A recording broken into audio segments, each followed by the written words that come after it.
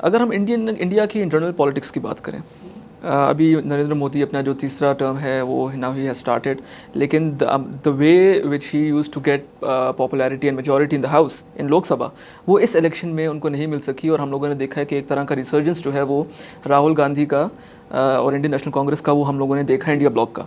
आपको लगता है कि जिस तरह का एक सेटबैक उनको बाई इलेक्शंस में भी अब मिल रहा है लोकसभा इलेक्शंस के बाद, और उसके बाद अब हरियाणा का इलेक्शंस करीब आ रहा है, उसमें भी ये प्रिडिक्शन है कि बीजेपी जो है वो अपनी गवर्नमेंट नहीं बना सकेगी।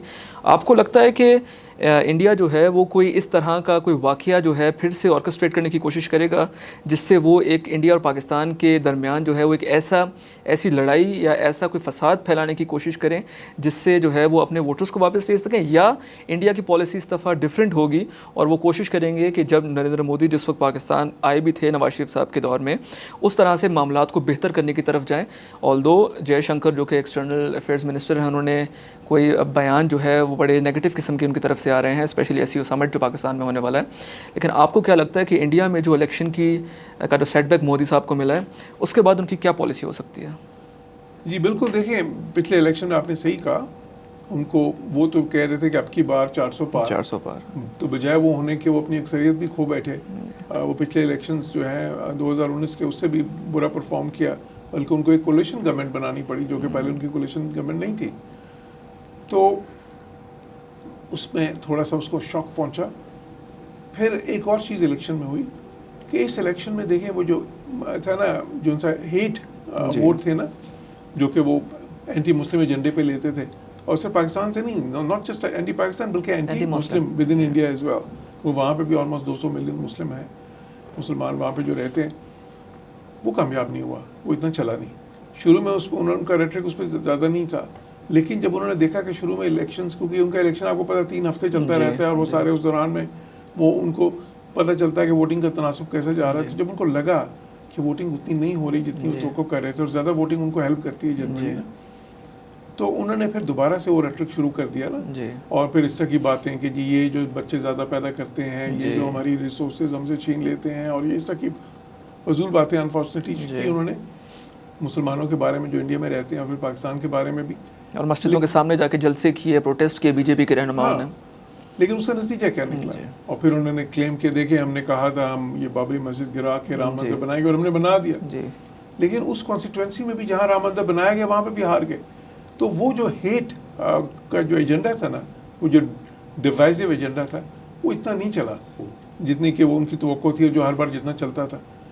तो एक तो ये चीज़ आ गई सामने, ठीक है।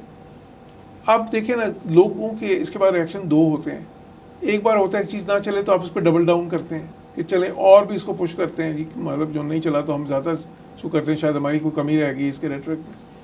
दूसरी ये होती है कि अब आप देखते हैं कि नहीं, अगर ये नहीं चला तो लोगों के असल मिसाइल क्या आते हैं। इस बार इलेक्शंस में देखिए वोट किन्होंने लिए हैं, एक तो रीजनल पार्टीज़ ने लिए, फिर कांग्रेस ने जो अलायंस बनाया उसने भी अच्छा परफॉर्म किया, यू नो इंडिया, और वो जो है उसमें काफ़ी पार्टी, हालांकि अगर वो शुरू में एक दो बड़ी पार्टी उनके साथ शुरू में अलहदा हो गई, वो ना होती तो शायद इससे भी बहुत बेहतर परफॉर्म कर जाते हो।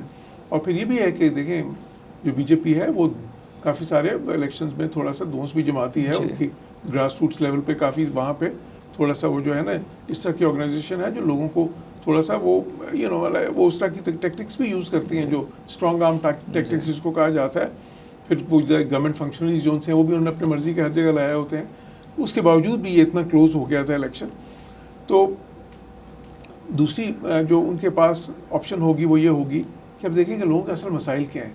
जिस असल मसाइल ये थे कि जो इकॉनमी तो इम्प्रूव कर रही है, बड़ी तेज़ी से बढ़ रही है, लेकिन वो ट्रिकल डाउन नहीं कर रहा, उसका जो बेनिफिट है ना, वो अमीर जो लोग हैं वो अमीर होते जा रहे हैं, और जो गरीब है वो गरीब होते जा रहे हैं। पॉवर्टी जो है वो तो और ज़्यादा, पॉवर्टी तो और इंडिया में बढ़ रही है। मिडिल क्लास जो उनसी है वो इतना बेनिफिट नहीं करी, इस पर बड़े क्लियर स्टेटिस्टिक्स हैं।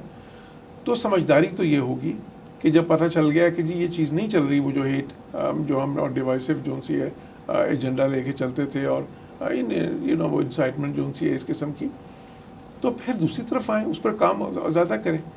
तो अब देखना ये कि क्या वो ऐसा करते हैं या वो डबल डाउन करते हैं अपना उस पर ना, और फॉल्स फ्लैग ऑपरेशन किया, वो बड़े चांसेस भी हैं उसके होने, उसकी तरफ चलते हैं। अब समझदारी का तकाजा तो ये नहीं होगा, लेकिन मोदी साहब जो है जाहिर है कि वो अपनी मर्ज़ी के मालिक हैं, और वो थोड़े अनप्रेडिक्टेबल भी हैं और इम्पल्सिव भी हैं। तो और ये देखें ये टर्म जो सी उनकी आखिरी टर्म भी हो सकती है, यू नो। तो क्योंकि एक तो देखें तीसरी टर्म है, इवन नेहरू की जो देखें मैक्सिमम जो किया जिसने इंडिया में वो 13 साल था। तो और दूसरी बात ये भी है कि आरएसएस में भी कुछ आवाज़ें ऐसी उठी हैं कि जी मोदी ने अपनी एक पर्सनालिटी कल्ट बना ली है, तो उसमें भी कुछ लोग इसको पसंद नहीं कर। और देखें बीजेपी आखिर तो आरएसएस का ही पॉलिटिकल जो है ना पॉलिटिकल विंग है ना, पॉलिटिकल उसका रूप है। अगर आप उनके उसमें जाएं, उनकी लैंग्वेज यूज़ करें तो पॉलिटिकल अवतार है उनका, यू नो। तो मेरा ज़ाती ख्याल ये है कि हालांकि इस चीज़ की इंडिकेशन उस तरह से नहीं है, लेकिन किसी स्टेज पे इस टेन्योर के दौरान शायद उनको ये ख्याल आए कि देखें जी मैंने कुछ लेगेसी भी बनानी है, और ये अब ये हेट वाला वोट नहीं चल रहा है इतना ज़्यादा, तो मे बी हम इस तरफ भी थोड़ी सी कोशिश करें।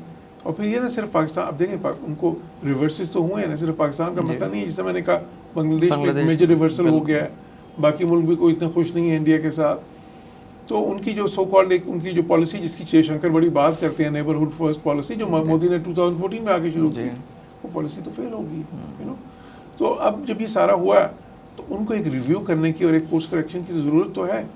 तो मेरा ख्याल है कि यू नो मोदी के आसपास जो कुछ दिमाग हैं उनमें कुछ समझदार लोग भी मौजूद हैं, तो आई होप जो उनसे ना कि वो प्रिवेल करेंगे उस पर और उनको इस तरफ लेके आएंगे कि जी थोड़ा सा अमन कायम करने की तरफ आएँ, जो बाकी खत्ते में मुल्क हैं उनके साथ अच्छे ताल्लुकात कायम करने की तरफ जाएँ, ताकि जो हमारा मुआशी एजेंडा है उसको तक़वियत मिले। जी।